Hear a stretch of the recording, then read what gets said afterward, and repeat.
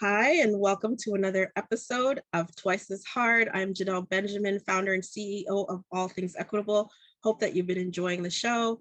Don't forget to click like and subscribe down below before we get going. And I want to introduce my next guest, Amira Barger.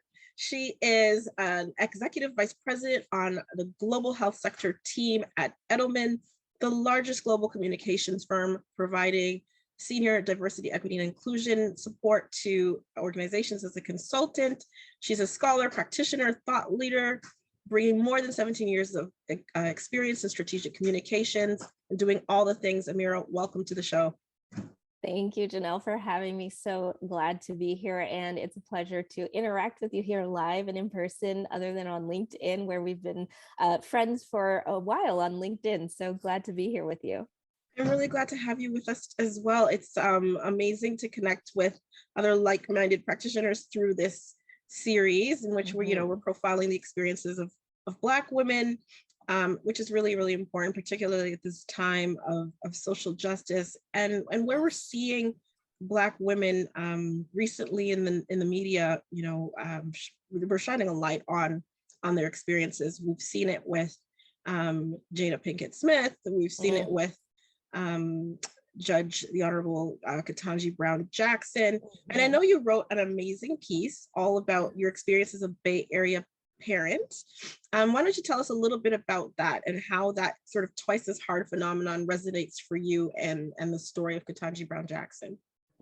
Yes, I did write that piece in March around the time that she had, I believe it was the second hearing on a Tuesday.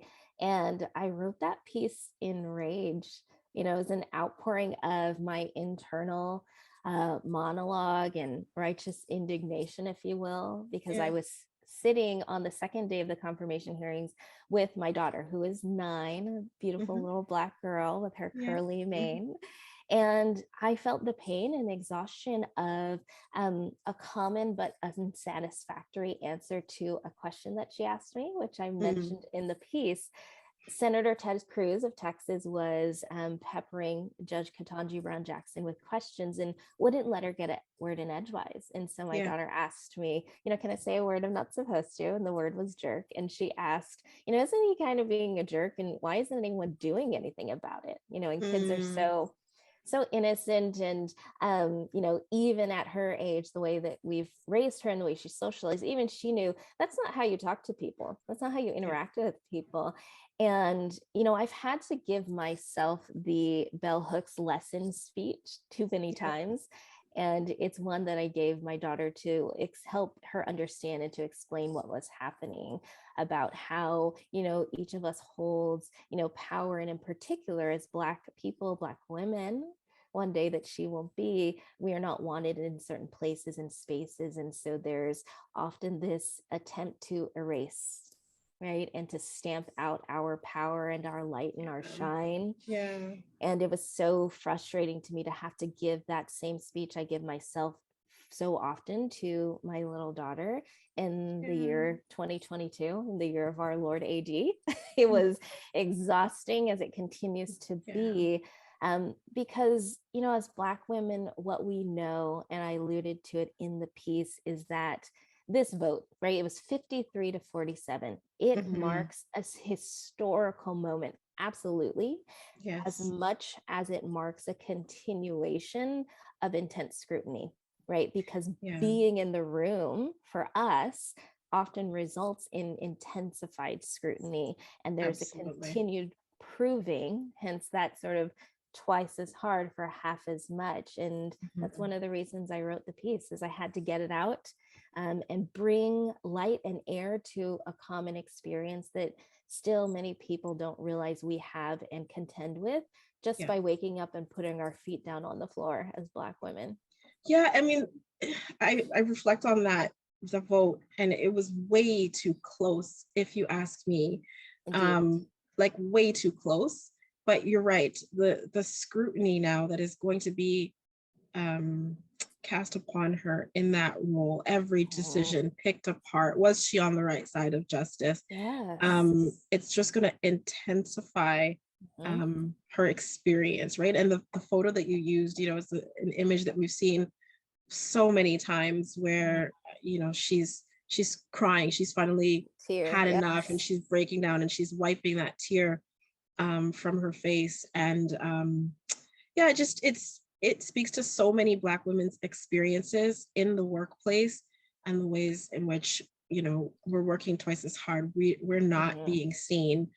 Nobody Mhm. is appreciating us for what we've done to get where we are, what we've had to overcome to be in the environment. And yet, Mhm. you're attacking us. You're, Right. minimizing our experiences. You're Mhm. questioning my competence, in the most egregious way, like on a public stage. It was just Mm.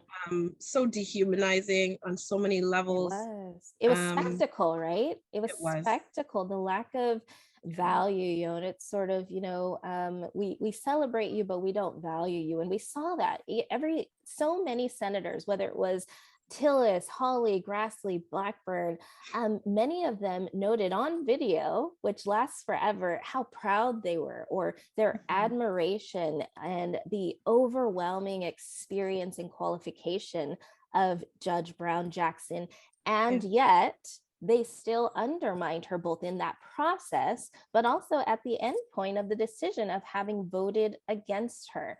So it was so Mhm. interesting to see that, Yes. because it's something that we know and experience, and it is what happens to Black women too often. In addition to, right, the burden to fight for equity is often laid at our feet. And that's what's going to happen here for her as the only Black woman across the Mhm. Supreme Court, when we are, in fact, the very community that is subjected to disenfranchisement. It's sort of you're the most impacted, but let's abuse your labor anyhow. And that's how I imagine Yes. people coming to these decisions. Yes. And each and every time, I will actively bet on a Black woman to advance equity, but I know that that her lift comes at a significant cost. And that's Right. what's really egregious and disappointing about it, and about the acts of those members of the Senate Judiciary Committee, because it was akin to that erasure that we know too well. We're asked to do all of the things, but Mhm. erased in terms of um, power and the decisions, and other things that happen in the room. And that mistreatment was wielded against Judge Brown Jackson, and she had to endure it, as they attempted once more to erase us from an area of the government where Yes. there is influence and power that role would afford one of us, Mhm. i.e., not one of them. Yes. And what did that mean for you as a parent of a child from the Bay Mm. Area, to be watching those things with your daughter, watching the dehumanization and the treatment on this world stage, Mm. and having to impart those lessons, right? There's a twice as hard phenomenon in that as well, because you're having to even broach the conversation with your daughter. There is the selective civility for past nominees as compared to Judge Jackson came to my mind. Mhm. And I felt compelled, both with my daughter and with, the larger public, to write the piece, because I know that we're at a time where the act of storytelling is so vital to advocating for our collective well-being, right? And I Right. know that it's true because of the stories that I heard after my piece from other Black women who have a common experience and Mhm. resonated, but also from those who don't look like us, who express Yes. that, I didn't know, or I didn't recognize. And, when you know better, you do better. Thank you, Maya Yeah. Angelou. Yeah. She's on my Yeah. wall behind me. And, it brought up so many lessons and things that I think about in terms of having these various talks. The talk with my Black daughter is, the distinct set of expectations that are placed on the shoulders of Black women. Yes. I was writing the piece, and I recalled that one of the editors for the article asked me to remove the term misogynoir.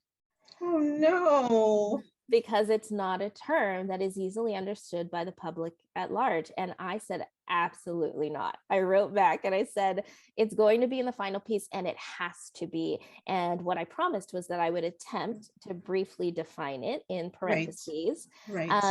But it needed to stay because it's a core component of what I was outlining in my argument. And the fact that the term isn't a part of our everyday vernacular is a part of the issue, is that we need to raise awareness around the very distinct experience that it is to be a Black woman in society, a hyper racialized society. Yes. And as you and I know, as DEI practitioners, being able to name a thing and be specific are important principles to how we do this work and advance equity. And Yes. as Black women, we experience being a double only often, or what's often called double jeopardy, right? Yes. All the time. All the time.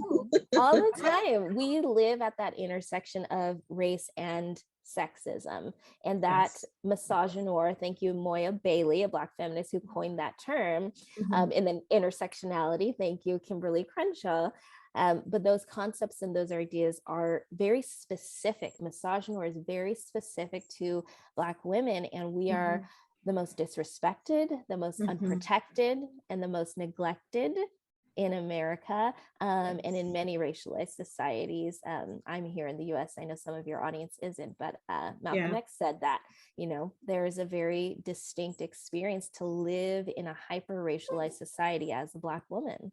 Absolutely. And, I'm really proud of the fact that this series has been featured in Forbes and actually linked with the story of Ketanji Brown Jackson and the painful experience that she went through, right? Just Dana Brownlee wrote a piece as well, illustrating, how the twice as hard double standard that faces Black women, as we saw play out through the experiences of Miss Jackson. And I'm really curious about how that double standard has played out in your own life. Have you had sort of those experiences of misogynoir that have made it a little bit more difficult for you, you'd say, to achieve success and be where you are today?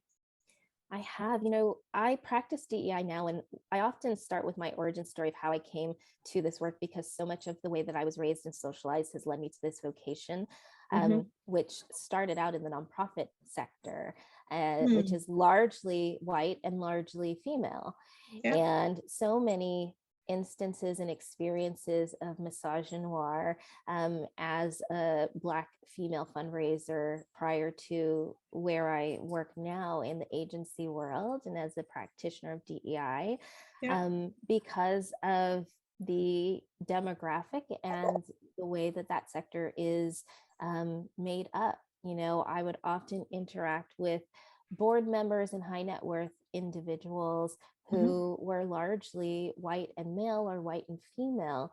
And it was the incessant and constant questioning that was hard to see. And everything from, dealing with a group of board members as we were talking about scaling one of our programs to Black men.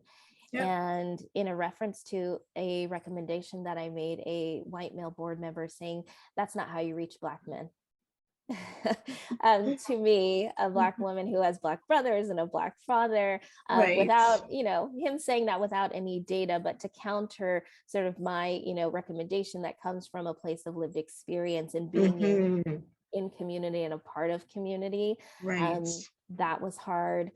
It has resulted in the alphabet soup that we often see many Black women show up with, from my MBA to my CVA to my CFRE. Part of that is, an outcome of the misogynoir is trying to find ways to prove myself and to be allowed into these spaces as I'm knocking down the door to come in to be a part of the decisions and the makeup of developing programs and organizations.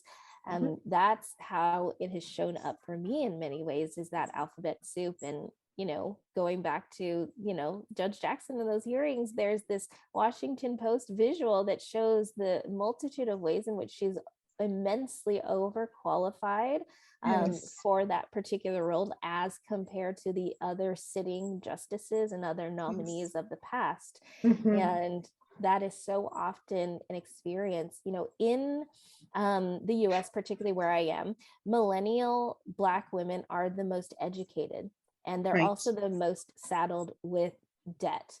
And Mhm. those kinds of reports and stats are always interesting to me because we're doing all of the things, right? Yeah. And we're following the path of what it means to be exceptional. And that's what's hard about it, is those singular exceptions of Black people who are the rarities, right? Right. Meaning we're in places and spaces that we're Mhm. still not wanted. And Yep. often, because of the education we've received, perceived intelligence, poise, our articulate nature, even though we know once we're in that room, the fight continues. And Yeah. I think about Audre Lorde, who said, the master's tools will never dismantle the master's house. And so individual success of one of us is not Mhm. the same as the collective liberation for all of us. And Right. that linear path to success in a Mhm. hyper-racialized society is rooted in privilege. And so Yeah. I often ask people, do you want to be liberated and free? Or do you Mhm. want to model the success of your oppressor? And what standard are you measuring excellence and success by?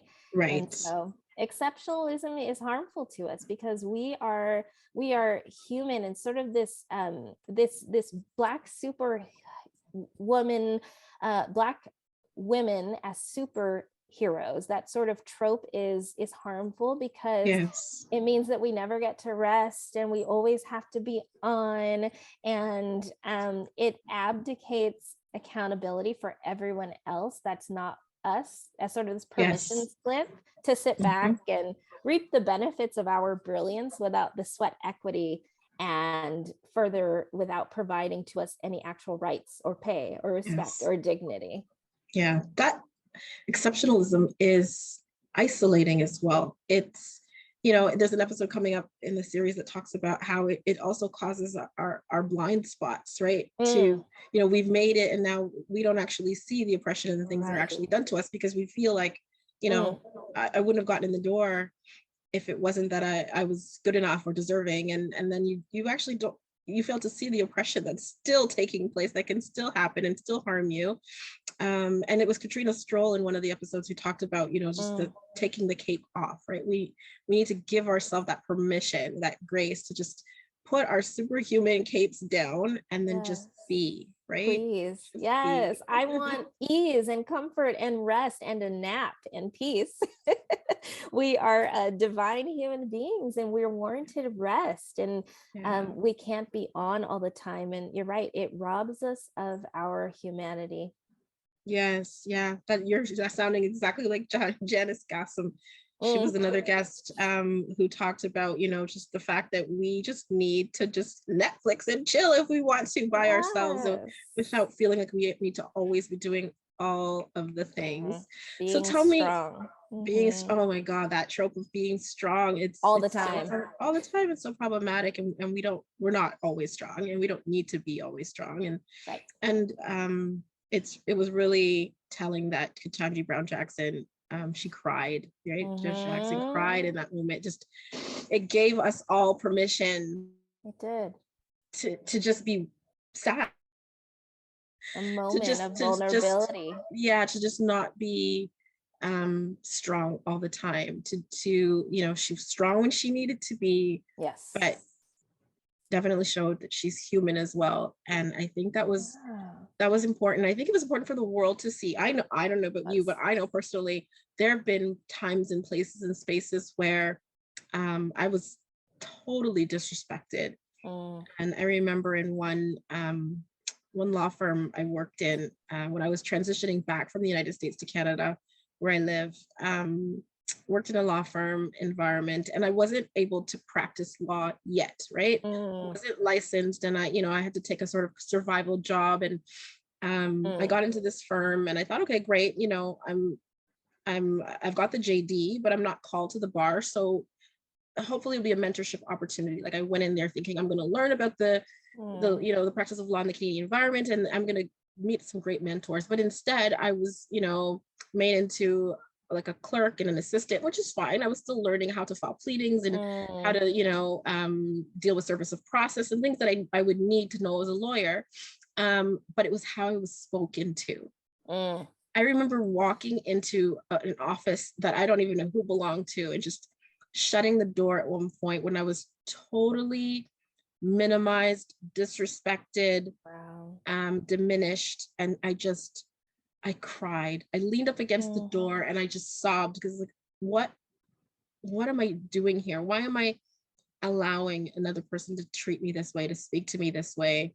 And we do that. We go to the restroom, we you know, we go to our car, we go home, we do whatever but we cry, and people need to know that because that we yeah, thank you for sharing that, because it's so true that, you know, words I hear like strength and grit and resiliency, those are all things that are often used to describe us. And like you said, we are strong, of course, because of the things that we've encountered in our lived experience. Right. And that resilience and that strength comes at a great cost. And it often presents as trauma that is present day and generational. And that cost is too high. No, I say no. Absolutely. Too high. So tell me a little bit about, I guess, the ways in which you're trying your best now, I guess, not to work twice as hard and to create ease in your life. Yes, so many things. The first that comes to mind is, you know, finding a community, continuously being in community with people, to, you know, have people who say to me, you know, slow down or rest, right? I'm the type of person, I run like an Energizer bunny. And so I need those reminders, and my community helps do that for me, because rest is important. And I've had to take a very intentional moment in my life to map out what are the things that I consider rest and where do I find the most peace, and to plan those things for myself so that I'm not always working twice as hard. You know, a very simple thing that I do is I choose a Monday, just because they're not my favorite day. I choose a Monday once a month and I take it off, like just to have a day to look forward to rest, find peace, get up, go outside, get some vitamin D, walk the dog, just do nothing, sleep in. Finding ways to intentionally rest, whatever that looks like for you, is, you know, one of the things that I'm trying to be really intentional about practicing, and, you know, filling in those gaps of rest that I haven't had for some time, because I've been going and trying to, you know, create. That is amazing. I don't do that. I need to implement that practice because I am always going, but it just sounds so dreamy. So I've got to slot that in. Maybe I'll take those Mondays and do that. I want to ask you too, you know, what would you say to those employers out there who are watching the series and are curious to know, how do we support Black women from having these experiences? We don't want to know that Black women are going behind closed doors and having that cry. We want to treat them well. We don't want to have the microaggressions and the, you know, the bullying and the harms and things that they're encountering. How do we prevent those things, and how do we actually support Black women in the workplace? So many things. A few things come to mind. Ask more questions. You know, there's a real fear right now that I'm finding in so many institutions that I interact with about doing and saying the wrong thing, and that fear captures them in a way that they don't move or act in any way. And that is something we need to mitigate. So, you know, asking questions, because the work of, you know, liberation and social justice is rooted in, you know, curiosity and inquisition more than it is prescription and answers. And the way you can do that is to lead from your chair. I talked about the piece that I wrote, you know, Senator Cory Booker, who from his chair was the one to sort of pause and look Ketanji Brown Jackson in the eye and, tell her how great she was and affirm her in many different ways, and just give her sort of a moment to breathe from the peppering of questions and Yeah. misogynoir she was experiencing. What are the ways that you can lead from your chair as a leader to do that for someone? Find one person, find one place, find one purposeful thing that you can do to leave it or them better than you found it. And it's one thing that I teach my daughter all the time. We leave people and places better than we find them. And sometimes it's as simple as a smile to a stranger is a way to leave a person better than you found them. I also think about it in corporate structures. There's a advisory firm that did a study and found that you need to have at least 3 people from historically underrepresented or marginalized voices and groups to really change the dynamics. And so as corporations, one thing you can do to support us as Black women is to make sure that we are not a token stand-in, and that there are a multitude of voices there so that we can show up and be heard for our perspectives and our ideas rather than our perceived identity. And so that dynamics actually change in these workplaces. Yeah, you're right. Because I mean, how amazing would it have been in your case where, if there was another Black woman present or another Black man present to say, no, actually, I think Amira's idea is a good one. And I know that it works, right? Affirming what you're saying and not making it so easy for that individual to sort of discount you and devalue your expertise. Exactly. Yeah. The twice as hard phenomenon has definitely shown up for me time and time again in my life. I'm curious, and in some ways it hasn't always been helpful, but in a lot of ways it has been. I think in a lot of ways because of that notion, it's propelled me towards, the career that I have. I was taught at a very, very young age, to be excellent and to be better than, and to be twice as good and as my counterparts, because I had to be.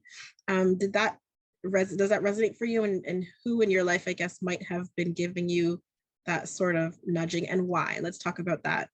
And why? Definitely.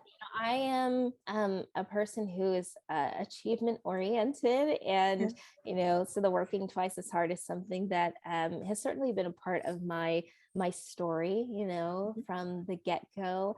I too have achieved and climbed and worked to be in these spaces and places so that I can do the work of reaching my hand back and pulling others along with me. Right.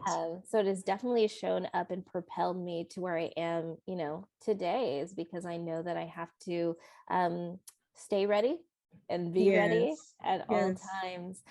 And then there was a second question you asked me.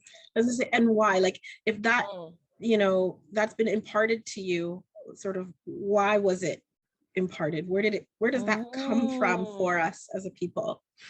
I was just reading, I don't remember who did it. It might have been BuzzFeed, but there is a article or a listicle, if you will, of stories of people talking about the talks we have to have with one another. That's part of why it's propelled, of whether it's the talk of make sure you stand up straight, make sure you use full sentences and full words, make sure you say please and thank you, yes, yes ma'am, and yes sir.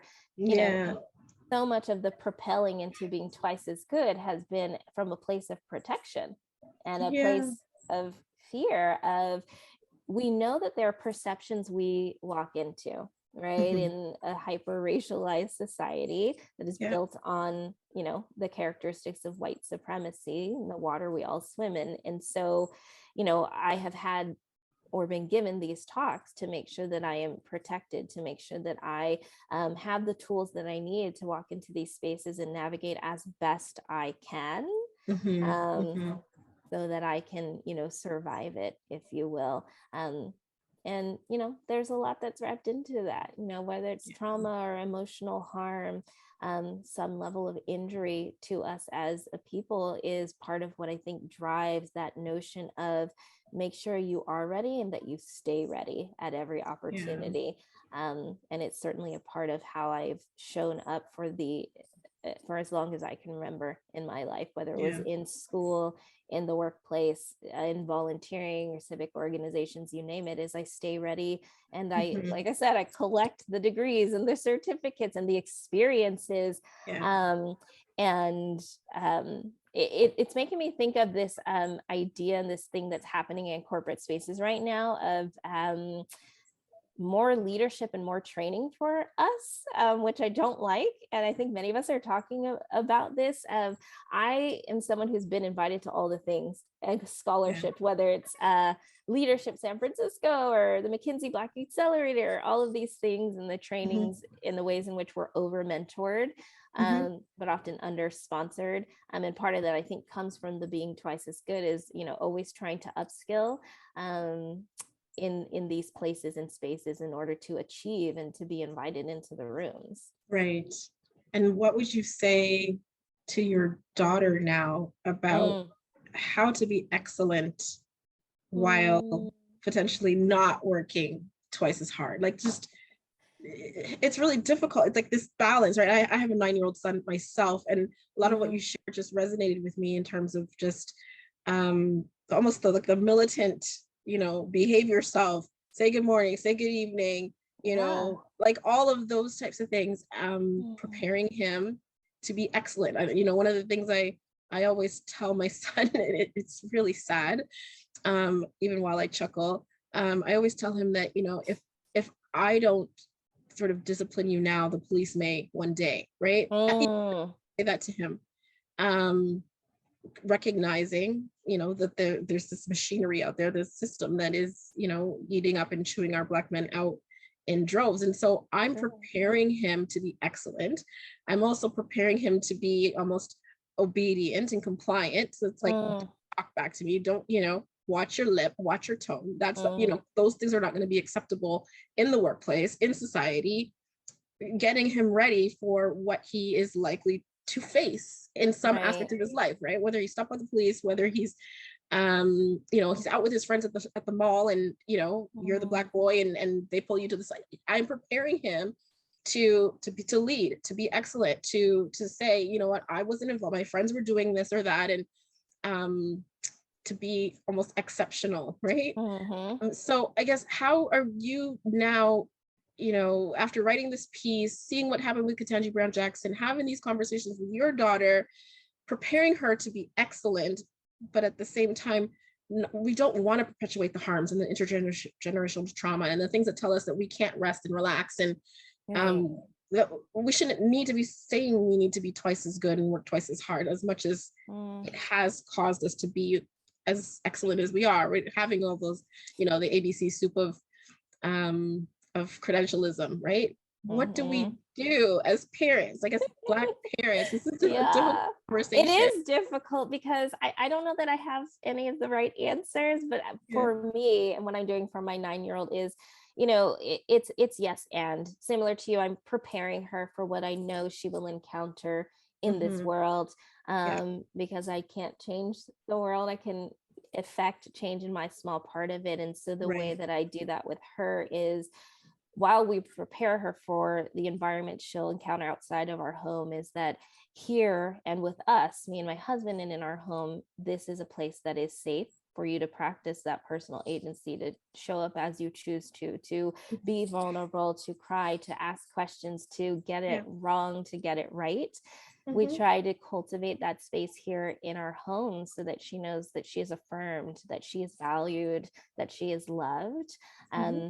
And do what we can in our world, the world that we can control, Yeah. to create that space for her to be who she is. And as much as we can, in sort of a ripple effect as we go outside of the home, whether it's in our immediate city, within our school district, we're both showing up, and as parents, as volunteers.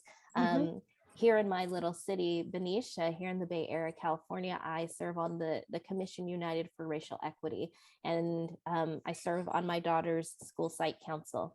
Yeah. And the reason that I do those things is try to affect change in the small world that immediately impacts her, so that Mm-hmm. she can show up in different ways, hopefully future forward for her Yeah. generation and the one that Yeah. comes after her. But we try to work on what we can do to, like I said, to affirm her and to give her the tools that she needs to be successful when she steps outside of the door of our home, where we can't control it as much, because it's really hard out there. And we've made some very specific decisions. I live here in the Bay Area, and that's with great intention. I pay for this sunshine, that is true, but also I and my husband chose this place because he's from here, and it's one of the most diverse places in, where we live here in the US.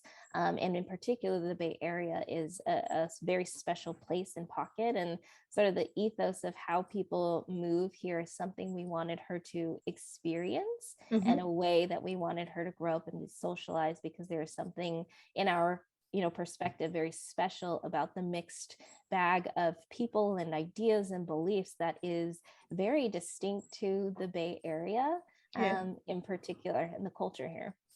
That's fantastic. I love hearing that, you're intentional with, your time and your where you spend your energy to really affect change for your daughter, and that, you and your family, you've made those sort of intentional decisions even about where you live, right? Yes. So that hopefully we're raising our children in better multicultural, diverse worlds that appreciate and value start at home. Yes. who they are. Start at so home. Tell me a little bit, Amira, about what's next for you. I know you do a lot of equity work with clients. What's next for you in terms of some projects and things that you might be working on? And then you can tell people how to reach out to you. Absolutely. So I'm continuing to build what is our DEI practice here at Edelman. We are a global communications firm, and a lot of the work that we do in the world of communications is about behavior change and mindset shifts. And much of that is rooted in the principles and the ways that we practice diversity, equity, and inclusion. And so I have this really powerful, position where we have great entry points to many institutions and corporations who are raising their hand to say, we know we need to advance equity, and we know we need to address this, and we need help. And so what's next for me is continuing to do that, particularly in the health sector with our clients at Edelman, upskilling so many chief diversity offices, C-suites, and executive leaders at institutions, helping them to ask these questions and helping them to think about what are the promising practices that you can put in place to be there and show up for Black women, AAPI community, the LGBTQ plus community, the disabled community, all of the people who have these intersections of their identity that live and breathe in your workplaces. That's what I'm doing now. So our practices, over the last, few years, we've been continuing to build and help clients. And so I'm going to be doing so much more of that as we continue forward. And as there is this, disruptive set of attention to DEI being needed in institutions, I'm trying to capture that now to make sure that there's accountability and that there are rigorous programs in corporations. Fantastic. I love it, and wish you well on all of those endeavors. Thank you. Wish you well with your family as well. And if people need to reach out to you, they can reach you at Amira Barger on LinkedIn. Yes, LinkedIn is the best place. My email and my phone number are there. So find me on LinkedIn, linkedin.com/in/Amira Barger. I'm there. I'm active, always posting and conversing with people. And I look forward to hopefully hearing from some of your listeners there too. Thank you so much. I'm sure you will. Thank you so much for watching another episode of Twice as Hard. Don't forget to click like and share the video, comment down below, and subscribe to our channel. And we'll see you next time for another episode. Thank you so much for another great contribution to this series, Amira. Thank you. Okay, bye.